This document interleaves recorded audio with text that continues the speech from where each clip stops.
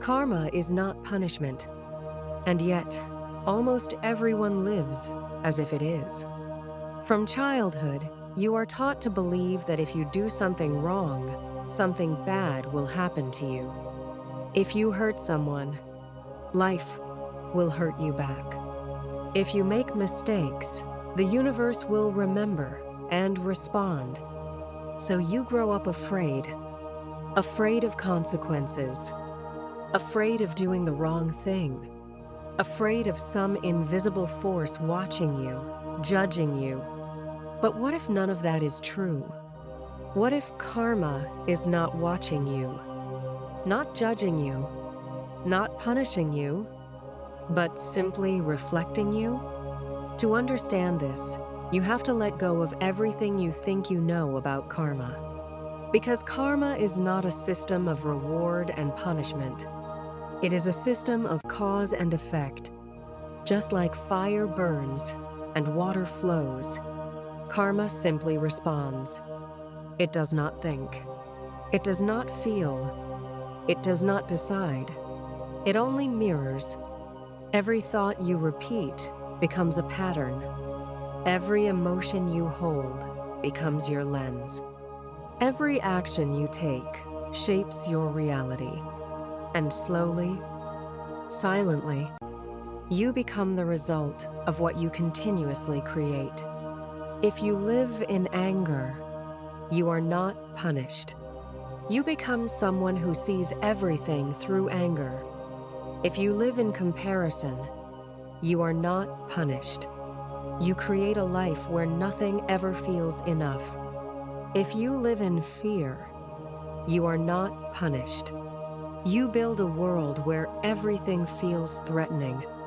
And then one day, you look at your life and you ask, why is this happening to me? But the deeper question is, what am I repeating without realizing it? Because karma is not about isolated actions. It is about patterns. The small things you do every day. The thoughts you don't question. The reactions you justify. The habits you refuse to see.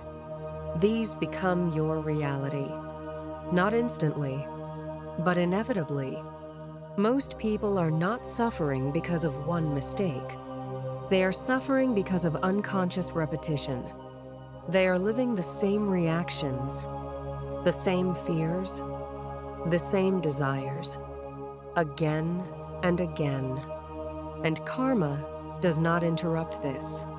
It allows it.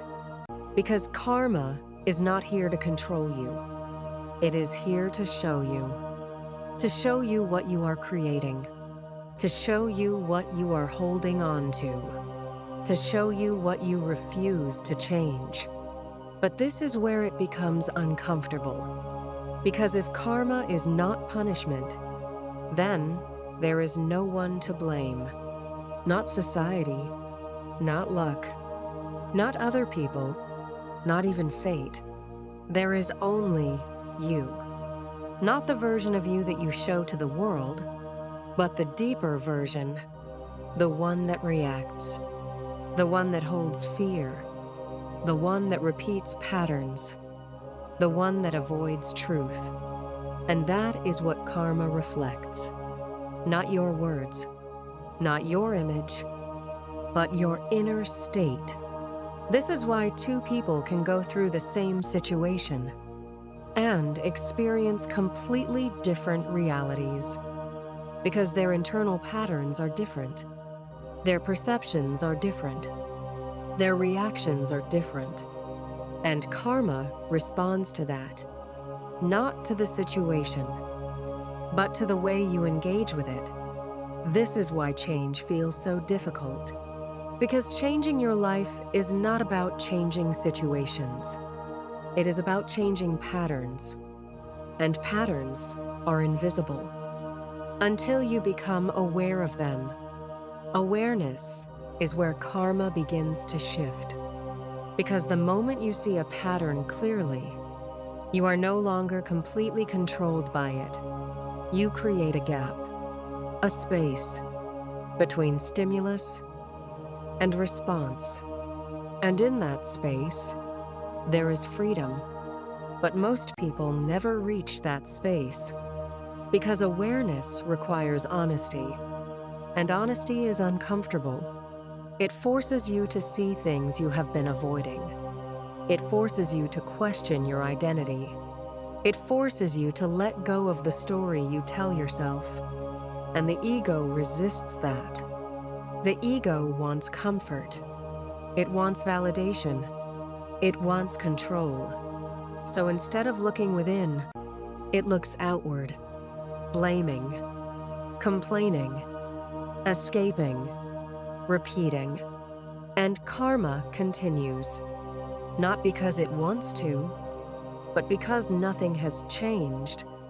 You are still the same person, thinking the same thoughts, reacting the same way, holding the same fears, chasing the same desires. So the results remain the same. This is the loop. And the loop does not break with effort alone. It breaks with awareness, not forcing change, but seeing clearly. Because when you truly see something, deeply, without denial, without justification, without distraction, it begins to dissolve. Not instantly, but naturally. Because truth has a way of dissolving illusion. And karma is deeply connected to illusion. The illusion that you are separate.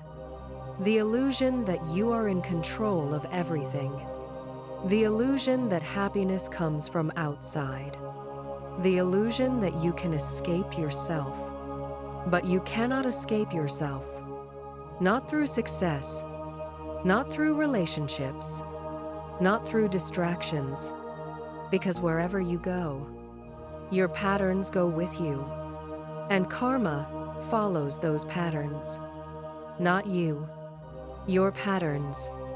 That is why external change often feels temporary. New job, new place, new people, new goals. For a while, things feel different. But eventually, the same feelings return. The same reactions return. The same problems return. Because the source was never outside. It was always within. And karma keeps bringing you back to that truth. Not to punish you, but to reveal it. Again and again. Until you see it. And when you finally see it, not intellectually, but experientially, something shifts. You stop asking, why is this happening to me? And you start asking, what is this showing me? That question changes everything. Because now, you are not resisting reality. You are learning from it. You are observing, understanding, becoming aware, and slowly, the patterns begin to weaken. The reactions become softer. The mind becomes quieter. And for the first time, you are not just living unconsciously. You are watching, present, aware. And in that awareness, karma loses its grip. Because karma thrives on unconsciousness, on repetition, on automatic behavior. But awareness interrupts that. It brings light into patterns. And once something is seen clearly, it cannot remain the same. This is the beginning of freedom. Not freedom from life, but freedom within it. Freedom from automatic suffering. Freedom from blind reaction. Freedom from endless repetition. And this is what most people are truly seeking. Not success, not validation, not control, but freedom. And that freedom does not come from escaping karma. It comes from understanding it deeply, completely, without distortion, Because karma is not your enemy. It is your teacher, a silent one, a precise one, a relentless one. It will keep showing you the same lessons until you learn them, not through words, but through experience.